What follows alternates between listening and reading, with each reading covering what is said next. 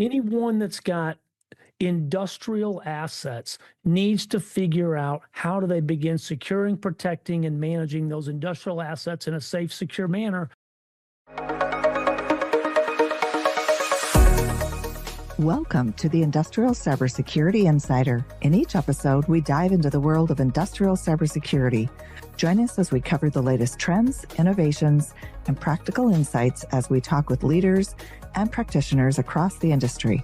Gear up and let's get into this week's episode.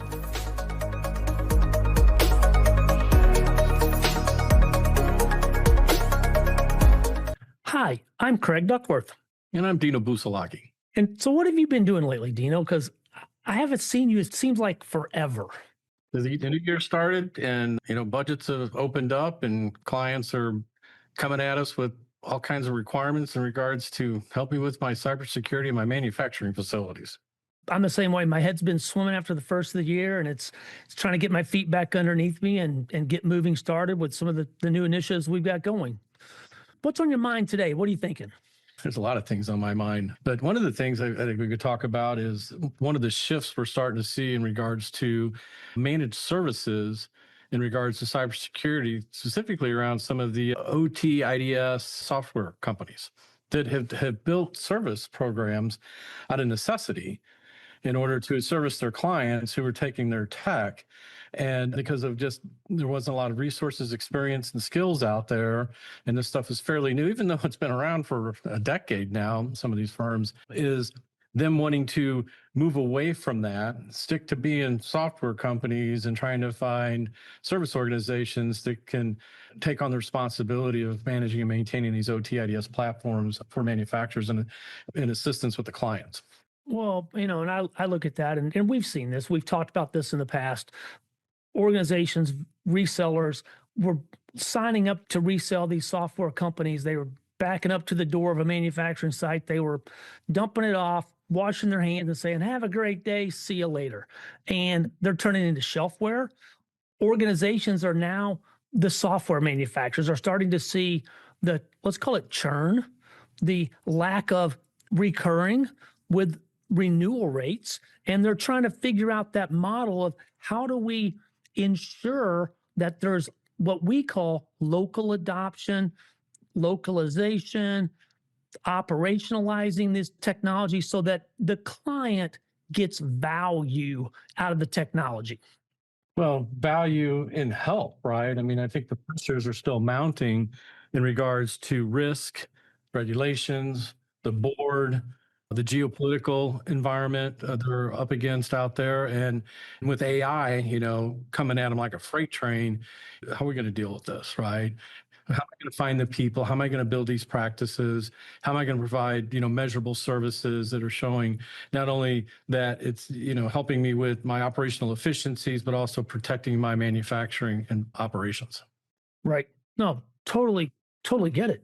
And then being able to, determine how well IT can assist in that, right? And you always hear me, IT has a role, right? On the field, in the huddle, just can't really be the quarterback in owning this, because at the end of the day, they don't own the assets on the plant floor because the responsibilities and priorities are much different in that space. So, if you talk about pen testing, right? We hear a lot about pen testing, the red teams. How do I create an offensive situation without being disruptive to my plant floor, right? And so does that mean that you're going to, build digital twins? Very expensive. You can't really do this type of work in a manufacturing environment that's running without being disruptive. And you can't, we've witnessed what a pen test can do to a manufacturing facility when you're running it in the middle of the day, running full out, right? And so you have to take a different tactic, which is, well, we'll do it while the plant is down. What good is that, right? All the systems are offline or not powered up, and your pen testing, to me, is just a waste of time. Yeah, well, and in the OT environment, it's more about what does that lateral movement look like? What is the opportunity once someone is in that environment? What can they access? What can they get to? What can they do when they're there? It's not, because if you look at it holistically, most of the OT side is kind of protected a little bit below the IT firewalls, if you want to call it that. There's still paths down there, but they've got some insulation to them. So it's a matter of how do they maneuver when they get there is the concern, in my opinion. Yeah, well, it's back to the controller, right? I mean, we still see a lot of clients got stuff that's 20, 30 plus years old. They're still using older network infrastructure technologies like DeviceNet, ControlNet, Profibus, et cetera. And there's not a lot of organizations that could even deal with that. Even the companies, the Rockwells and the Siemens of the world, their resources of dealing with this ancient technology, they don't even have the skill sets anymore. Their recommendation when you have that stuff is to get it out and replace it, right? And anything coming in new is smarter, it's more complex, it's more connected, and using more of an enterprise approach from a network component specifically. I've been working with a beverage company over the last couple of weeks, and their plant network is still a very large layer 2 flat network, meaning that when somebody remotes in from the outside, they got access to everything. There's no way to control where they're going, what they're doing while they're in there, right? They provide a pipe for them, let them in, off they go. And that still exists today, right? Pretty prevalent. And those are areas where IT is just, to them, it's like a fish out of water, for them. Well, it goes back to the underlying fundamentals. IT does not own nor support those assets, and they struggle with a lot of the functionality around them because of that. Let's be honest. Some of those assets are older than the resources they've hired to be their cybersecurity professional. Well, there is that. So it's a challenge. I mean, it really, really is. And to the point, getting back to why these cybersecurity technology companies are starting to look for partners that are more plant floor focused. For example, that, who can actually patch my control systems, right? Either the client can do it, they can't, because most of them don't have controls engineers. They hire that out, right? And so they're either relying on the OEM or the system integrator. And then the question is, even any of those guys still in business, because you've had that equipment out there for, 2 decades or whatever. And so now you got to find organizations that actually can do that work, who actually can work with their tools, i.e. these cybersecurity platforms, have a practice in place and can put together a program for a client to go and execute patching just of their control systems. Well, patching is a big topic these days. As you look at how do I effectively and safely patch within the OT environment, whether that's a Windows patch running a HMI, whether that is whatever it might be, what's the method that I do that? And then you have to look at all of the ancillary devices associated with what you're looking to patch, and is it compatible with the version that you're going to? So there's a lot of, it's not as easy and clean as it is on the IT side, where somebody hits a button and it just sends it out to everything. And when you think of the supply chain, it's you have this, the materials, for example, from a supply chain perspective, that you could be doing the best job in the world of securing and protecting your plant, but the organizations that are providing you raw materials or other goods and services, if they're not doing something and they have disruption, that domino effect is going to impact you, which gets me back to, one of the themes that have been through several of our podcasts is, how do you get those IT leadership folks involved with the key suppliers in these plants to determine their strengths and weaknesses around cybersecurity, their partnerships, their practices, their capabilities, to be able to assist that IT organization with driving a cybersecurity strategy within their company. Well, you look at the supply chain and you really are only as strong as the weakest link in that chain. And it reminds me of kind of what the DoD and the federal government put together, 10 plus years ago. They finally gave teeth to, which is the CMMC certification for anything supplying the entire supply chain within the manufacturer of the DoD. They basically just stopped allowing the primes to provide any contracts down if they weren't certified. They didn't have another way to fix it. Yeah. Well, and even if they drive through and set up the governance and the policies, it doesn't mean that they're being applied, right? I was talking to a pharmaceutical company just this morning, and we started this conversation a year ago, and obviously our firm is doing work for companies like this, and we're still not seeing the targets that are being generated by the cybersecurity team being pushed down into the plant, down to the system integrators who are in there, designing and deploying, supporting, commissioning, and starting up these control systems. And that's part of the supply chain, in my view. That's another piece of the supply chain. And it's unfortunate. Organizations spend a lot of time, energy, effort money to implement these policies, guidelines, and they expect it to make its way down to where it's important below that control layer. And then a lot of times the effort is not there and it takes a lot longer than it should. So it's very slow to react. It's like turning a battleship on the ocean versus a speedboat. Yeah. Well, and even the consulting organizations, which is another part of that money that they've spent to get, a strategy and a report on what they should be doing, but you're not executing. Right. And that consulting company that you hired to tell you what you need to be doing aren't in a position to execute either.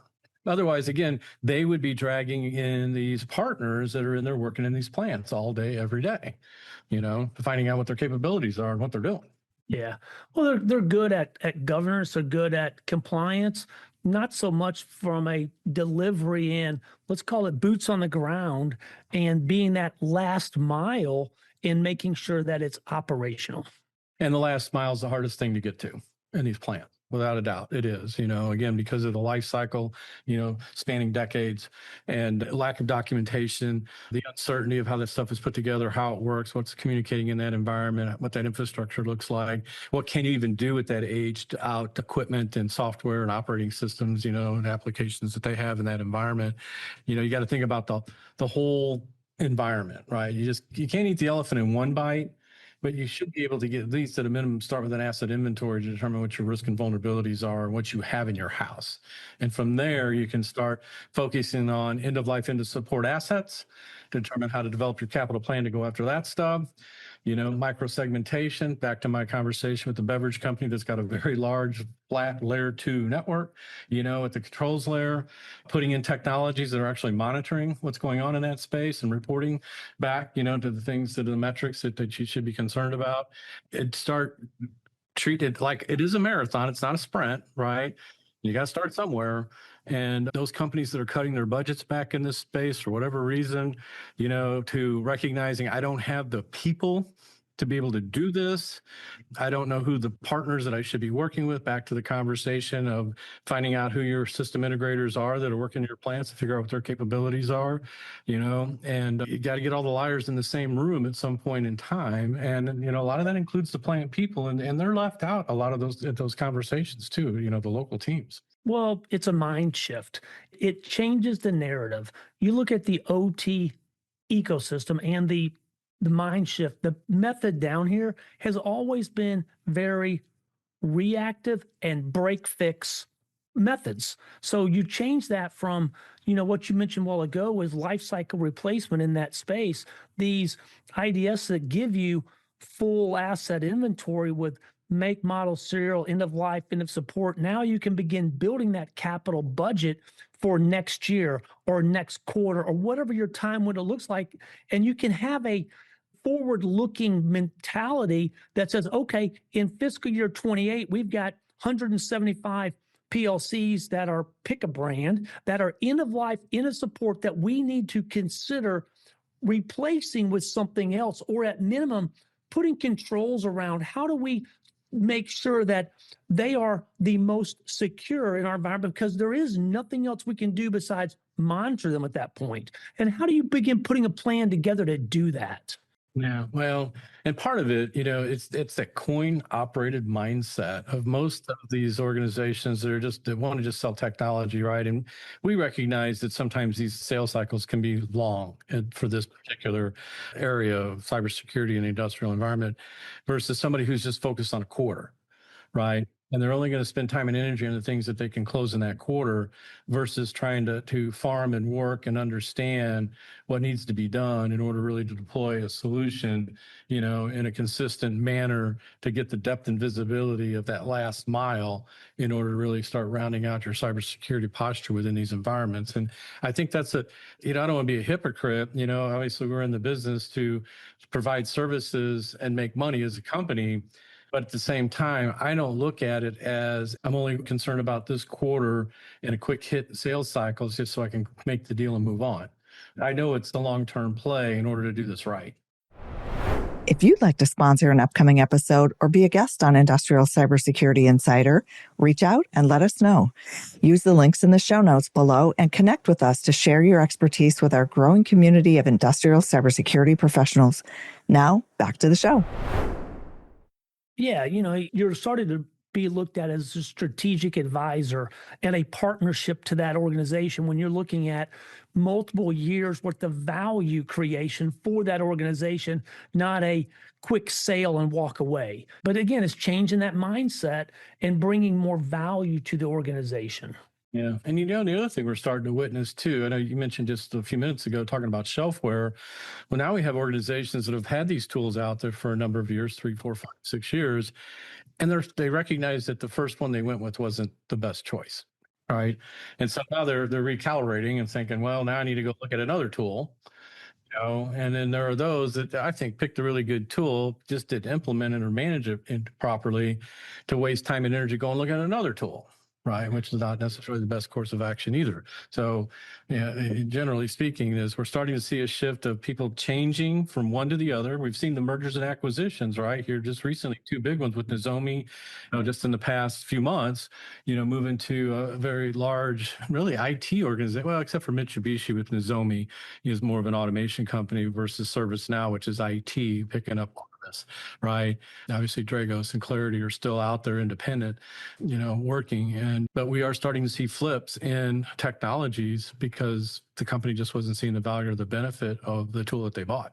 Well, and you look at, that Clarity just took another $150 million in the last week, 10 days, whatever it was. So as these organizations continue to evolve, continue to refine their product, end users that felt they had the best technology 5 years ago, 6 years ago, based on architecture and whatever you want to look at, promises made by whoever, are realizing maybe there are better, more suited technologies available for what that end user is trying to solve for and what they need to do. And other newer technologies that are, let's call them smaller startups, are coming on scene that are starting to make a splash, a name for themselves, that are doing it different, leveraging that AI for some of those minimal tasks to help automate the process to be more efficient. Yeah. Well, and the automation vendors, Rockwell, Siemens, Emerson, they provide services. Then they have the technology, they have at least the partnerships per se, are starting to drive and change that narrative as we're describing the fact that this OT ecosystem has to get better at this, right? The question is those large automation technology companies can't deal with everybody, all the clients. They're working with the Fortune 50s, maybe the Fortune 100s, but anything after that, you're on your own. And you may have Siemens or Rockwell in your plant, but that doesn't necessarily mean that they're sitting there, because one, you probably couldn't afford them to come in and be your overall managed consulting, execution, deployment, managed services group, very expensive to bring them in. So now you have to start shifting your thinking about, well, who can I actually go and talk to about this? But they also have to be well suited to work in the manufacturing space versus somebody who's used to working in the back office.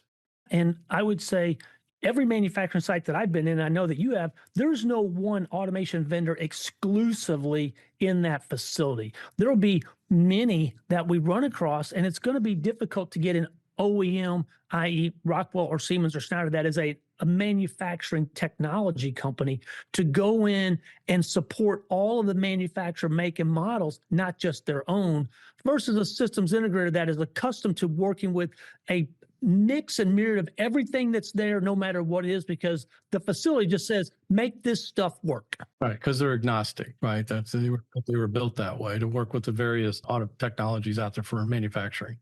Oh, yeah, for sure. But again, it leads to a lot of other stuff that we see on the plant floor from I'm going to do whatever it takes to make my plant operate, whether that's pulling in internet from an ISP, whether that is creating a shadow OT or IT network to put Chromebooks on a separate VLAN or a separate internet pull, whatever it takes to get the job done and skirt or avert or disregard some of the security policies that are in place because they're so restrictive. It's going back to the shadow IT, OT. I don't view OT as being a shadow IT group. I just don't, right? Because IT is not engaged at that control, SCADA, DCS layer within these manufacturing plants. They're just not. I've been doing this for decades, and I haven't witnessed it yet. The closest IT gets is portions of the network, MES applications, VMs, some firewalls.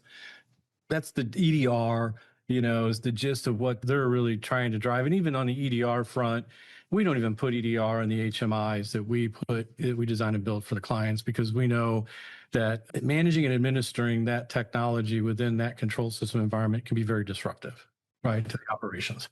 We just see it after the fact where IT, talking about shadow, where IT is becoming the shadow group, in my opinion, to that, right? There is, in my opinion, if you look at the EDR, what's the true R down in the OT space? There's not a remediate. There's a maybe respond. I don't know, but it's minimal, because really, what does that mean when you're dealing with controls? Right. Well, it's if you have an event, your first responder is who? It's a controls engineer. The operators. That's right. It's the operators. It's somebody needs to get that equipment to a safe state, get product into a safe place, to keep from losing product, damaging equipment, environmental, disbursements. Physical eyes on the operations. What is taking place? Was this a change that needed based off of temperature, time, speed, something that they're trying to correct, fix, or something is just really awry? Right. So, so the COOs, executives in the engineering ranks, the manufacturing operations teams, you really got to step up your game, right? And not defer, right? Just assume that your IT organization's covering the bases. You really have to dig in and start figuring out how you can best survive from a cybersecurity perspective and AI perspective within your ecosystem of the technologies that you are procuring and implementing and using to make the goods and services that your manufacturers make. Well, and for those that are out there that haven't done anything, that don't have a vulnerability management, visibility tool, or any of those in place, the time of doing nothing is gone. That was 2025. That ship has sailed, 45 days ago almost. It is time to get with the program and start evaluating, looking at, discovering, doing bake-off, reviewing the technology, and finding what works for you, and start making a change. Right. And go to events and conferences that speak exclusively to this stuff, like we got one coming up. That's right. S4. That's in Miami in a couple of weeks, right? I mean, and this is not a new event. Dale Peterson's been doing this for 25 years or more. I think he's been running S4, and they got a good following. They got a lot of assets owners that show up. You got the consulting companies, you got the engineering and integrators that are at this event. You need to start finding events like S4 if you're a CIO or a CISO or an IT executive, instead of just going to RSA and Black Hat and whatever Cisco's doing, go to Rockwell Automation Fair, go to S4. Go to Manusec, go to Hanover Messe, right? Go to these manufacturing conferences and events and see what the heck they're doing. Anyone that's got industrial assets needs to figure out how do they begin securing, protecting, and managing those industrial assets in a safe, secure manner. And these conferences are going to give you the basis for where to start looking to make that decision. Well, you can see what your peers are doing, your competitors are doing, your colleagues, what they're doing, so you're not looking at it through just one lens. You need to get multiple lenses, and meet the folks that are being tasked with the same thing you may be being tasked with. Right. No, totally agree. And this is for those that missed this year's S4 coming up in 2 weeks on Miami Beach. Next year it's going back to Tampa. So I think Dale found a little bit larger venue that's going to hold more people, so he can get more people involved from the industry. Again, it's a phenomenal opportunity for anyone in the industrial space to evaluate new technology. This is a cutting edge conference for industrial asset owners and technologies. Yeah. You got to keep learning. You got to keep asking questions. You still got to keep gaining knowledge. You got to find out who are the shakers and movers in this space that you can work with. Your vendors will tell you if you did hard enough that if you're talking to Cisco or Clarity or, Armis, if you're profiling the type of partner you're looking for, those folks can help you find those groups because, again, they're trying to get out of the services business, right? They don't want to be in that business. They want to be software tech companies. They don't want to be hardware guys. They don't want to be services organization. They want their partner community to pick that up.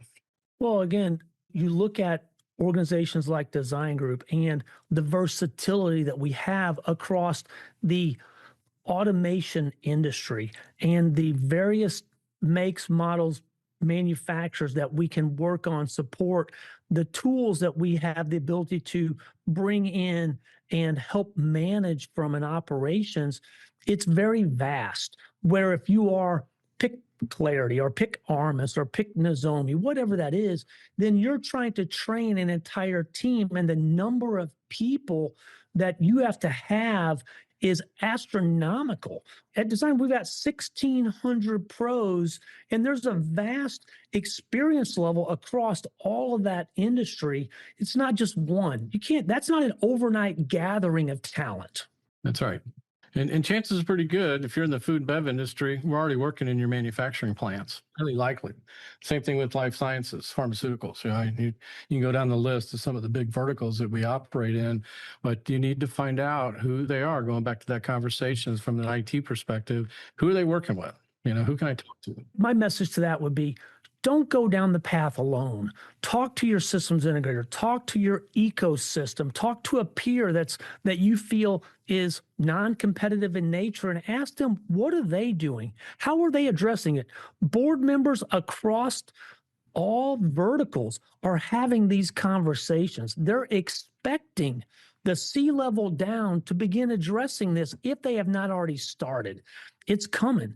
Find yourself a partner, somebody that you trust, that is in the space, that has a practice. Lean on them for guidance. If you want to build your own practice in the next 24, 36, 48 months, that's great. Leverage that trusted partner until you can stand on your own 2 feet and be confident and comfortable in what you're doing. Yeah. And if your model's outsourcing on the IT side, probably should consider the same thing on your OT side when it comes to cybersecurity. So whatever reasons why you decided to outsource, a lot of your IT technologies and services and support, you need to think about the same thing on the OT side, because the OT side's already doing it when it comes to controls engineers. Most organizations do not have controls engineers. They don't. They got some mechanical people. They got folks out there who can do break fix stuff. And their job is to fight fires most of the day and keep those plants running. They're not visionaries that are sitting there at the top of the trees looking across the horizon trying to decide which direction to go. Yeah, no, it's 100% correct. We're seeing in the news almost daily the number of attacks because they're either AI augmented, driven, supported, are continuing to go up. They're targeting manufacturing across the different verticals. It's not going away. This problem that we have is not going away. It's got to be addressed, and organizations have to start owning this. And there's no other way. You can't sugarcoat it anymore. It's time for the truth. And from a manufacturing perspective, trying to find resources is difficult, right? A lot of folks are retiring out. You've got that silver tsunami, as I like calling it, or the peak 65. But we all know that for every 2 jobs that are leaving, maybe one's coming back, and this is where you need to make the plea, women, diversity, coming into think of manufacturing, Anybody. Yeah, anybody. We can just clone you and make you work another 55 years. How's that sound? Yeah, we got to have folks that want to work in this space, but you got to make it so that it's something they want to do. It's got to be attractive. It's got to be safe. It has to be fulfilling. There's a lot of other attributes to get folks to want to come into the manufacturing space. It's just, we got our work cut out for us on that front. Yeah, we do. Great conversation, Dino. It's good to catch up with you as always. Feel free, you guys, if you're looking for help, you need some guidance, reach out to us. Follow us, send one of us an email, give us a phone call, whatever you need. We're here to help support you. Again, we're all in this together. Thanks for tuning in to the Industrial Cybersecurity Insider. To stay up to date with our latest episodes, be sure to click the follow or subscribe button now. And if you found this podcast helpful or have a topic you'd like us to discuss, please leave us a review or let us know. Thanks again for listening. See you next time.